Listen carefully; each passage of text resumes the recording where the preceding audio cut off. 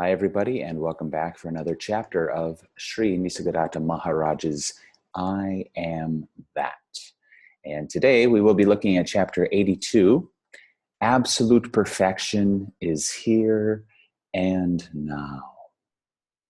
Absolute perfection is here and now, already and always. The war is on. What is your attitude to it? In some place or other, some form or other, the war is always on. Was there a time when there was no war? Some say it is the will of God. Some say it is God's play. It is another way of saying that wars are inevitable and nobody is responsible. But what is your own attitude? Why impose attitudes on me? I have no attitude to call my own. Surely somebody is responsible for this horrible and senseless carnage. Why do people kill each other so readily? Search for the culprit within. Search for the culprit within. The ideas of me and mine are at the root of all conflict. The ideas of me and mine are at the root of all conflict. Be free of them, and you will be out of conflict. Strife and struggle are a part of existence. Why don't you inquire who is responsible for existence? You fight others all the time for your survival as a separate body-mind, a particular name and form. To live, you must destroy. From the moment you were conceived, you started a war with your environment, a merciless war of mutual extermination until death set you free. From the moment we were conceived, we started a war with our environment. To live, we must destroy. The final answer is this: nothing is. Nothing is. This is nothing appearing as everything.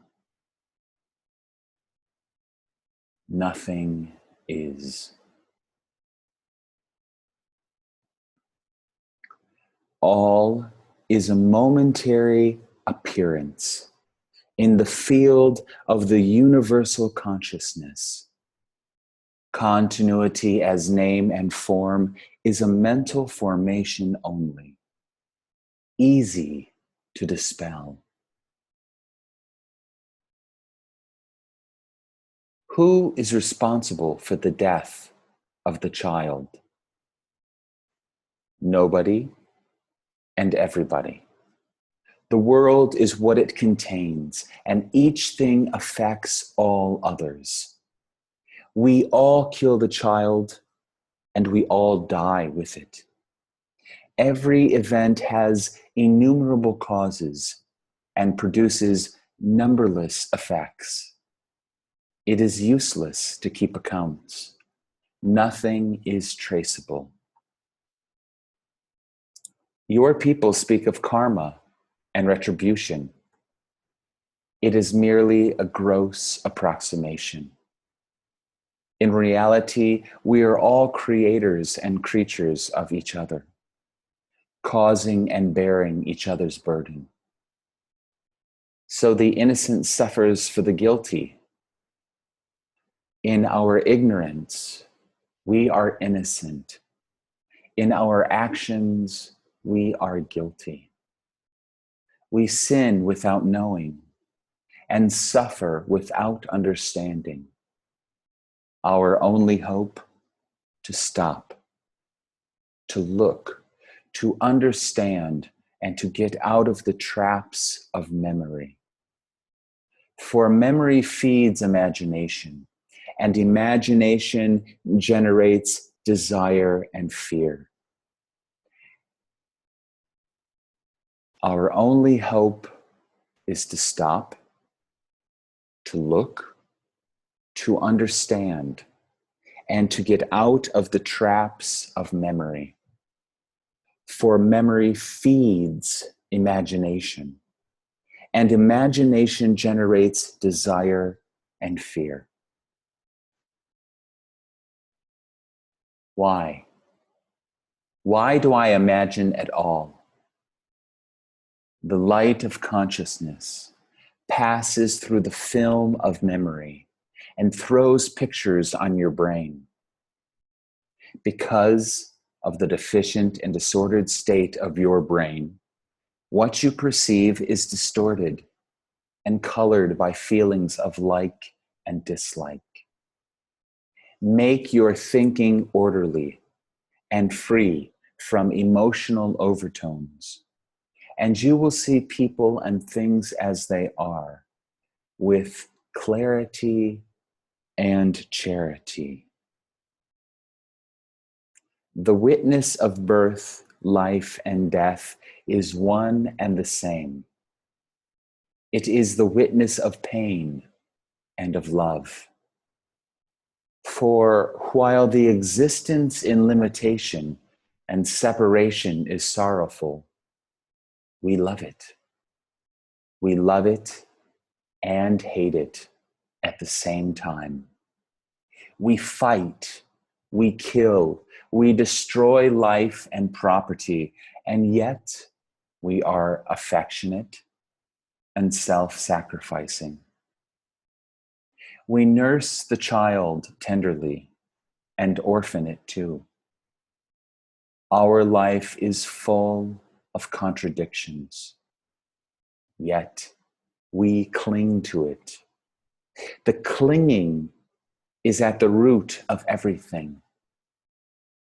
Still, it is entirely superficial. We hold on to something or somebody with all our might, and next moment we forget it. Like a child that shapes its mud pies and abandons them lightheartedly. Touch them. It will scream with anger, divert the child, and he forgets them. For our life is now, and the love of it is now. We love variety, the play of pain and pleasure. We are fascinated by contrasts. For this, we need the opposites and their apparent separation. We enjoy them for a time, and then get tired and crave for the peace and silence of pure being. The cosmic heart beats ceaselessly. I am the witness and the heart too. I am the witness and the heart too. I can see the picture, but who is the painter? Who is responsible for this terrible and yet adorable experience? The painter is in the picture. You separate the painter from the picture and look for him. Don't separate and don't put false questions. Things are as they are, and nobody in particular is responsible. The idea of personal responsibility comes from the illusion of agency. Somebody must have done it. Somebody is responsible. Society, as it is now, with its framework of laws and customs, is based on the idea of a separate and responsible personality. But this is not the only form a society can take. There may be other forms where the sense of separation is weak and responsibility diffused. An individual with a weak sense of personality, is he near self-realization? Take the case of a young child. The sense of I am is not yet formed. The personality is rudimentary. The obstacles to self-knowledge are few, but the power and the clarity of awareness, its width and depth, are lacking. In the course of years, awareness will grow stronger, but also the latent personality will emerge and obscure and complicate. Just as the harder the wood, the hotter the flame, so the stronger the personality, brighter the light generated from its destruction. Have you no problems? I do have problems. I told you already, to exist with a name and form is painful. Yet, I love it. But you love everything. In existence, everything is contained. My very nature is to love. Even the painful is lovable. It does not make it less painful. Why not remain in the unlimited? It is the instinct of exploration, the love of the unknown that brings me into existence. It is in the nature of being to see adventure in becoming, as it is in the very nature of becoming to seek peace in being. This alteration of being and becoming, being and becoming, being and becoming is inevitable. But my home is beyond. Is your home in God? To love and worship a God is also ignorance. My home is beyond all notions, however sublime. But God is not a notion. It is the reality beyond existence. You may use any word you like.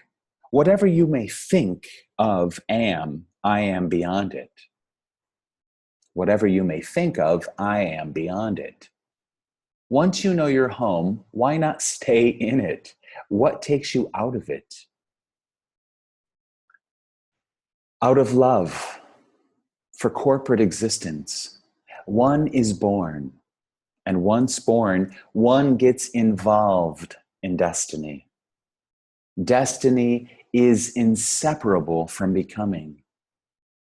The desire to be the particular makes you into a person with all its personal past and future. Look at some great man. What a wonderful man he was. And yet, how troubled was his life and limited its fruits. How utterly dependent is the personality of man, and how indifferent is its world. And yet, we love it and protect it for its very insignificance. The war is on, and there is chaos, and you are being asked to take charge of a feeding center. You are given what is needed. It is only a question of getting through the job. Will you refuse it? To work or not to work is one and the same to me. I may take charge or may not. There may be others better endowed for such tasks than I am. Professional caterers, for instance. But my attitude is different. I do not look at death as a calamity, as I do not rejoice at the birth of a child. The child is out for trouble, while the dead is out of it. Attachment to life is attachment to sorrow. We love what gives us pain. Such is our nature. We love what gives us pain. Such is our nature. For me, the moment of death will be a moment of jubilation, not of fear. I cried when I was born, and I shall die laughing. I cried when I was born, and I shall die laughing. What is the change in consciousness at the moment of death? What change do you expect? When the film projection ends, all remains the same as when it started, the white screen or the white wall. The state before you were born was also the state after death, if you remember. I remember nothing. Because you never tried, it is only a question of tuning in the mind. It requires training, of course. Why don't you take part in social work? But I am doing nothing else all the time. And what is the social work you want me to do? Patchwork is not for me. My stand is clear. Produce to distribute. Feed before you eat. Give before you take. Think of others before you think of yourself. Only a selfless society based on sharing and caring can be stable and happy. This is the only practical solution. If you do not want it, fight. It is all a matter of gunas. Where tamas and rajas predominate, there must be war. Where sattva rules, there will be peace. Put it whichever way you like. It comes to the same. Society is built on motives. Put goodwill into the foundations, and you will not need specialized social workers. The world is getting better. The world had all the time to get better, yet it did not. What hope is there for the future? Of course, there have been and will be periods of harmony and peace when sattva was in ascendance. But things get destroyed by their own perfection. A perfect society is necessarily static, and therefore it stagnates and decays. From the summit, all roads lead downwards.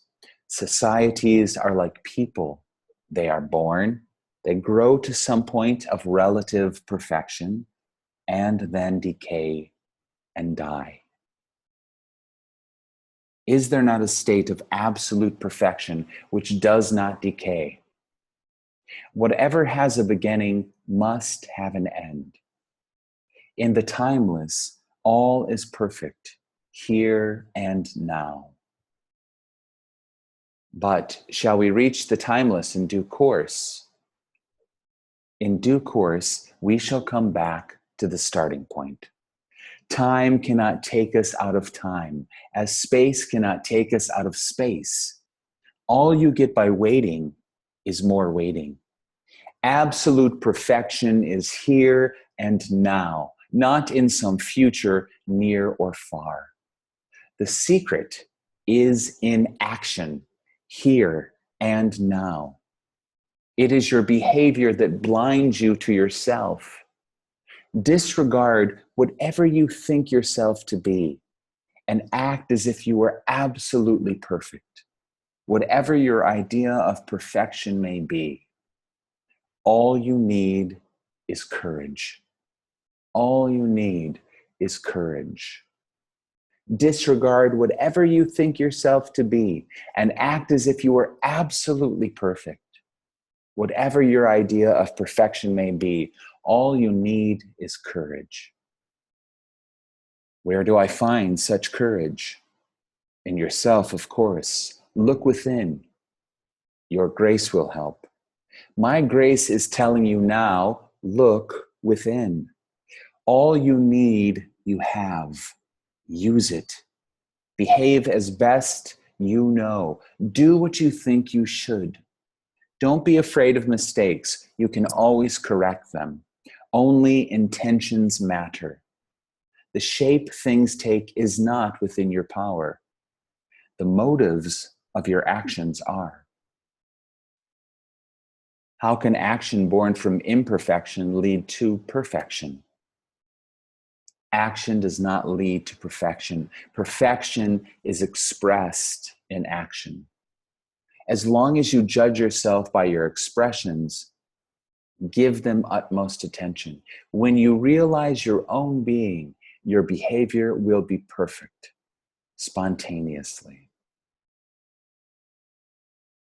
When you realize your own being, your behavior will be perfect, spontaneously.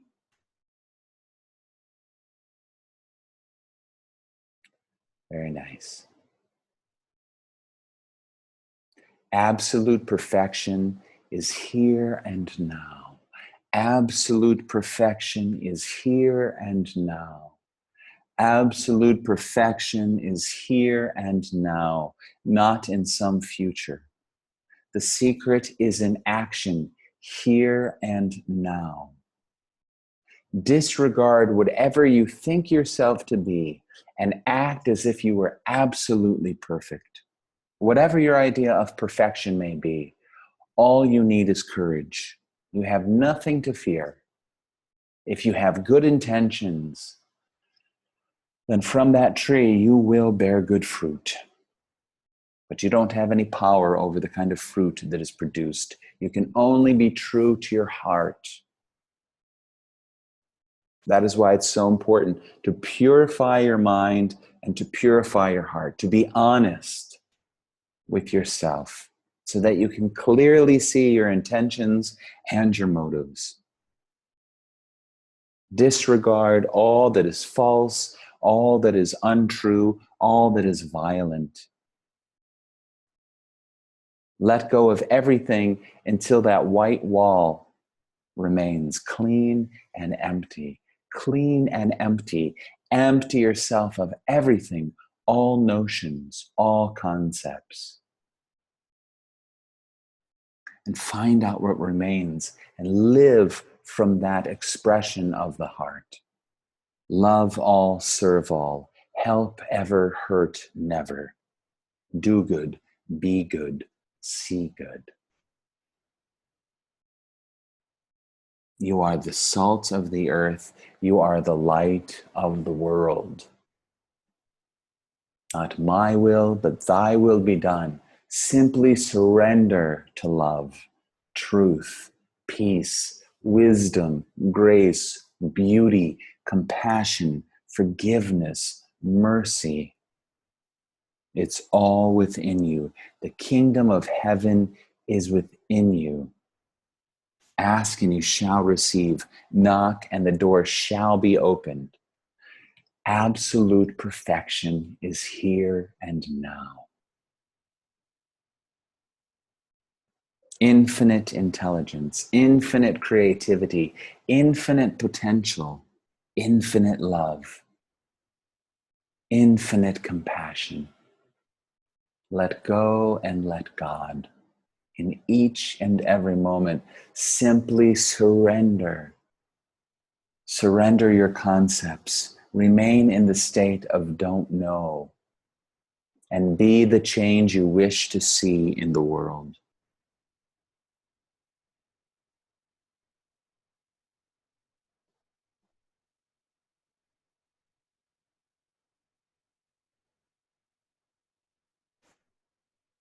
Oh.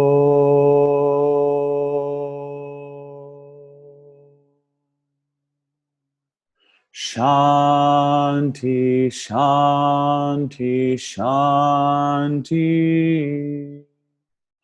Oh,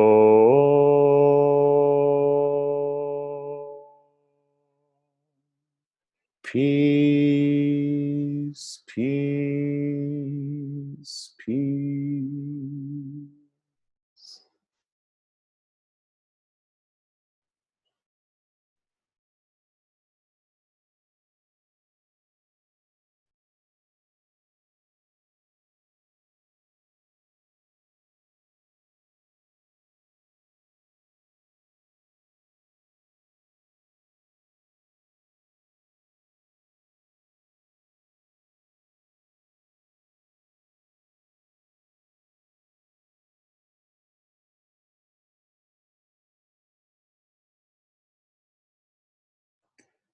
Thank you, Nisargadatta Maharaj. Thanks, everybody. See you again for another chapter of Sri Nisargadatta Maharaj's I Am That.